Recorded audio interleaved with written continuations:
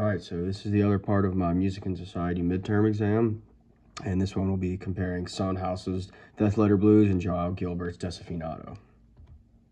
So some characteristics that are unique to Death Letter Blues by Son House would be his deeply emotional voice and vocal delivery is designed to sound more emotional. His slide guitar technique on his National Resonator guitar created a more raw, undefined sound as compared to the acoustic. The lyrical storytelling of the song, it's about receiving the news of a loved one's death, and his repetition of key phrases throughout the song, which is a staple in blues music. And then some historical context is this song was really brought him back into stardom after years of obscurity and not, producing big-time music. So this song, Death Letter Blues, was written and recorded between April 12th and April 14th of 1965 at Columbia Studios in New York City. And some of the societal context of this song would be, like I mentioned earlier, the song was about receiving news of a loved one's death, and that's something really everybody in the world can relate to, a feeling of isolation and loneliness.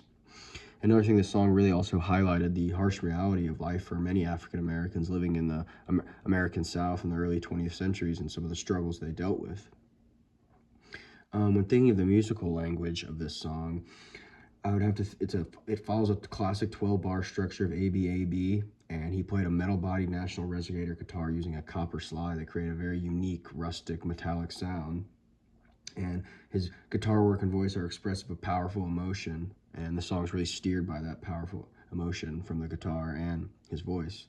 So some of the musical significance of the song, really what's innovative about it is his voice is very raw, and his sort of wailing style of singing became known as a preacher's wail.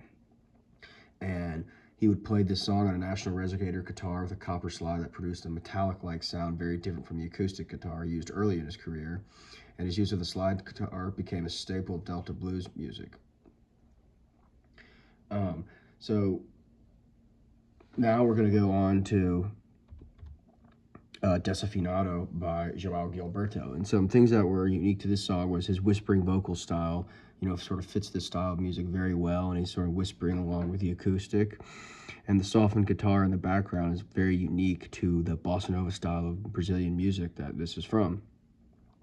And another unique thing is he sort of blended American jazz with a bossa nova style to create this sort of very unique sound that goes with this song. And the simplicity of the song is sort of unique. It's literally just his soft voice, a simple guitar, and a rhythm that, feels very tropical and relaxing. It's like you're kind of at the beach.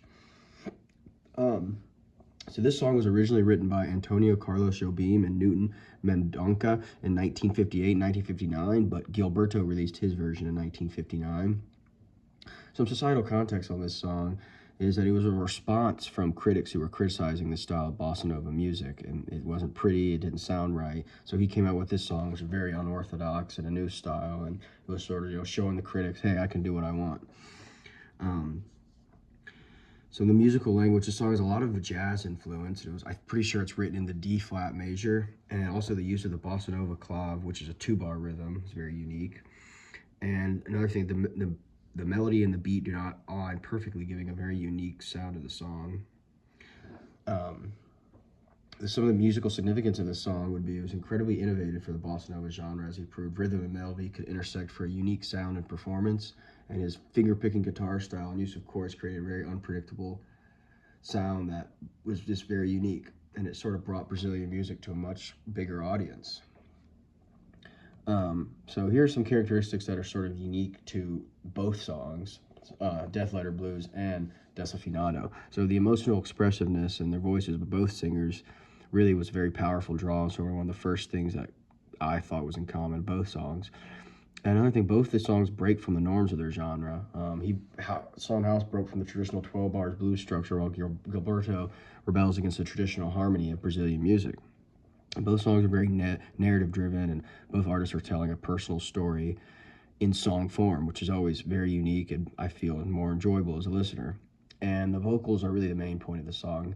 Son House uses his emotional, like, preacher wail style, and Gilberto uses a much softer voice paired with the acoustic guitar, and it just creates for a very unique, pleasurable sound. And this is just my Venn diagram, sort of, with the characteristics that are unique to both songs, and then in the middle I've got my, things that I